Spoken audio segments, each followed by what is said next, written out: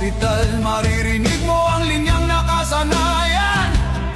Walang gamot dito, sa labas po kayo bumili kung may paraan.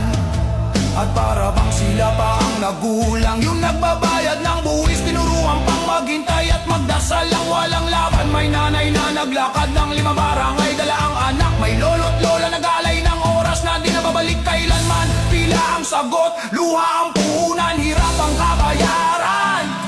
Pero serbisyo, tila ba sa ere na iiwan? Sabi nila ganito talaga pamahirap, pero bakit may kwadrong ginto sa pintong kinakandado ng palihim? Sabi nila wala tayong pabili, pero bakit may bag ng pera na nakalinya sa dilim? Hindi mahirap ang Pilipinas, pero bakit parang ubos ang lakas? Hindi kulang ang biyaya sa lupa, kinain lang ng iilan na walang muka. Hindi mahirap ang bayan ko, pero bakit tayo laging luhaan dito? Kung saan dapat may gamot para sa masa, puro resibong iniwan ng mga ninong nauna. May ilaw naman sa bawat bintana.